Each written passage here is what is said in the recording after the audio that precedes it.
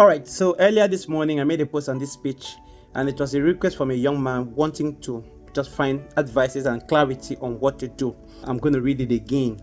Good morning, sir. I'm having a challenge and I don't know what to do. I found out my mother has this ancestral clay pot in our backyard, and when I asked her about it, she said it was used to do obot for her, and she has not been paying attention to it in a very long while.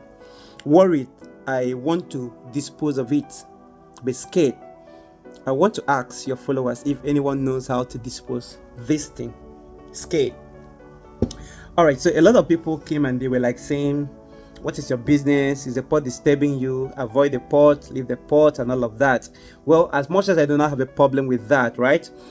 It is important for a house, for a compound that you want to continue living, for a compound you people want to continue staying.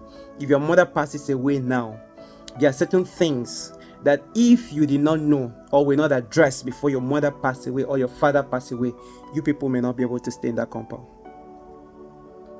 So the solution here is, it's not about whether you're disposing the pot or you're not disposing the pot, whether you're ignoring it or you're not ignoring it. There are certain altars that can get up and haunt the generation of people that will come after the person who actually raised that altar, if there is nobody to service that altar. People have run away from home because of altars. People have run away from their houses because of covenanted altars. So I think what the young man should do is he should go sit down with the mother. What was done when this particular abode was done for you, or what is it about? Because most time, even some parents could actually just use very light things just to wave it aside. But it could be deeper than that. It could be deeper than that.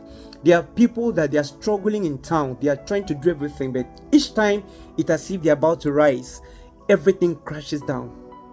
And if you check, there are altars that have been abandoned in their family. Now, these altars were not wiped away. These altars were not demolished. These altars were not taken away. They are there. People are supposed to service it, but those altars have not been serviced. Those altars are neglected, and it could fight people till the day they die. You don't know where your troubles are coming from. So your mother, this altar, was it a transgenerational altar? Because that stuff still sitting there signifies something. Now the funny part is this: a person who actually raised an altar could die and leave the altar, but a wicked man could just go to that altar and say, see you, they brought you and kept you. All the children in this house, nobody notices you. All the people of this family, look at you. Look at you. Wheat has covered you. Look at how they make mess of you. Get up and get somebody to come and be servicing you. And the person could just go and talk and pass. And before you know, altar will rise and start fighting members of the family unknowingly. So the young man should sit down and understand what was done at this particular altar. Because whether you like it or not, where that pot is set is an altar. In the Bible, we have seen certain places that God had encounter with people, and then a stone was raised and kept there. You could not feel that it's just a normal stone, but that's an altar. And sometimes people go to this altar to pray. Sometimes people go to certain altars to do incantation. Sometimes, even when you are not aware that the particular spot was actually significant in your family for something, people will go there and pour libation. And before you know, powers will just rise from wherever you do not know and start fighting you. So it is not everything that you ignore. We are Africans. Seek knowledge, ask questions.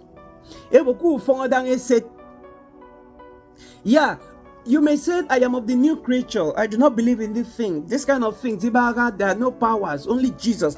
Fine. But you see some certain altars in your family, if you are not ready to service it, please, why the person who raised the altar is there? I raise altar, altar issue. And sometimes for you to actually demolish this altar, for you to actually pick this altar from here and cast it away, you may need to do certain things. It could involve sacrifices. You may need to kill chicken. You may need to kill goat, because the same way they brought it is the same way they need to send it away. All these are done with the spoken word. All these are done with spoken word. You see, I'm speaking this thing with experience. There are families that people are running away because of very useless altars. that their great grandfathers used to bring. Now, in some families in our villages, like not specifically my village, but in our community, right, you will see people have a very small, short dwarf structure, just like a normal building, and then they put a zinc. Sometimes there is nothing down there, but there was an altar raised at that point. If any man wants to wicked you in this life and goes to that altar and speak to that altar, bro, your life is messed up. What I'm trying to say is that the young man should really sit the mother down and get to know what was the covenant of this altar. Was it just for you? Was it to cover us, your children? Was it to cover our generation, our children, your children? What was it? What was the covenant you guys entered with this particular altar? And then if you see that it is not something you can service, you need to find a way. And you cannot just go carry an altar and throw away. Bro, you can't do it. The priest who raised the altar should be the one to come destroy the altar, or a higher priest. Yeah, now that's a pastor, that's a prophet.